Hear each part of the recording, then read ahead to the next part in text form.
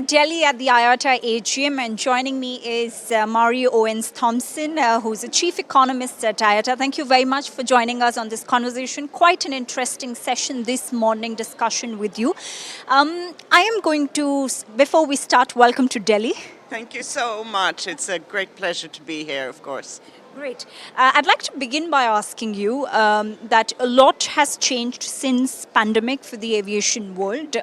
Things have definitely rebounded to a great extent. How do you see this structural shift in terms of airline economics in the last 4 years? Actually, not that much. The airline industry is still a low margin industry.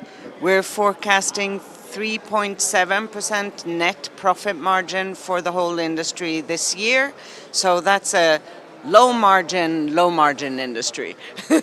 Low margin industry. And is this is there a division regionally where you have seen certain regions doing better when it comes to traveling? Yes, of course, there's a great variety across the globe. So the North American airline market tends to generate the greatest profits in terms of billions, but not necessarily the highest margins. We see higher margins in the Middle Eastern airlines, and of course Africa, unfortunately, continues to be the continent where fragmentation is doing the greatest damage to the African airlines that suffer both very small profits in money terms and also meager profits in margin terms. How is South Asia looking like on the economy board, and specifically if I need to get your insights on Indian aviation market?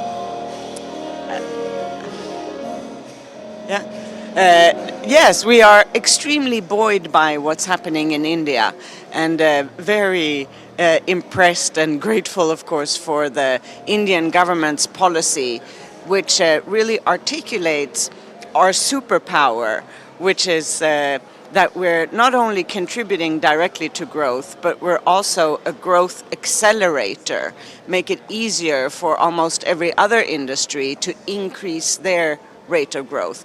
I believe that that's the economic policy that we see articulated in India, and of course the very rapid expansion of the number of airports in India, which will increase connectivity all over the country, and also we see increased international air travel also to and from India. All of this, I think, is something that I wish would be replicated in other countries. And yes, really, again, very impressed by the proactive integration of this strategy at the highest level of government. Definitely an example to follow. Great.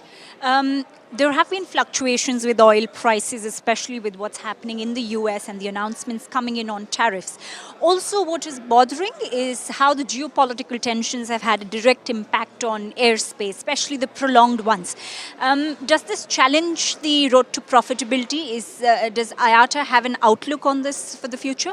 Yeah, so the lower oil prices are actually a positive for the global economy as a whole, and for airlines in particular almost, because nearly a third or just over a quarter of airlines' cost base is fuel costs. So of course when those go down, that tends to be mostly positive. And it comes at a good time for airlines because all the other costs are increasing.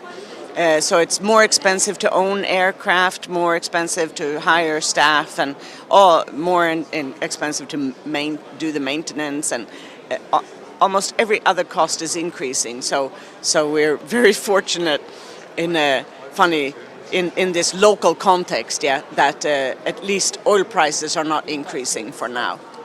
One quick question, and this has to be because you also look on the sustainability side of it. IATA is looking forward to net zero emissions by 2050. Is that on track?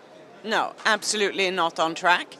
We try to monitor the capacity of renewable energy globally and of renewable fuel and how much of that could be sustainable aviation fuel. And we project that obviously on the 2050 horizon. And we think that in 2050, on current trends, we will be 100 million tons short.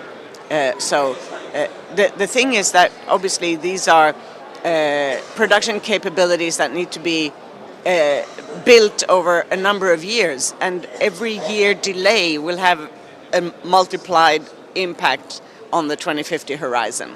So that's the problem. We could say enough SAF right now for the current needs, but on the current trends, we will clearly not have enough in 2050.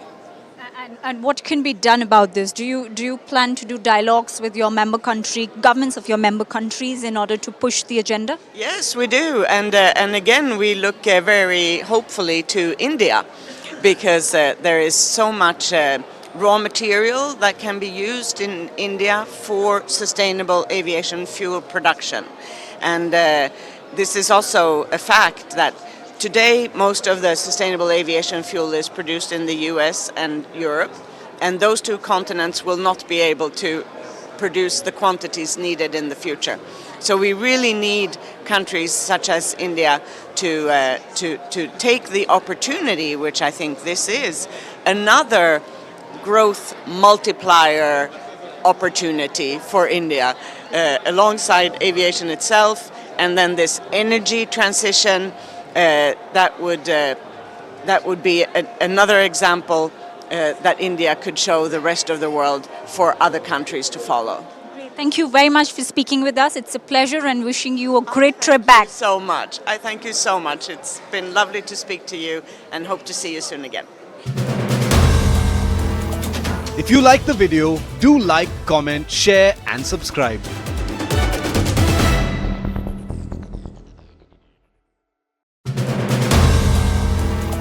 If you like the video, do like, comment, share and subscribe.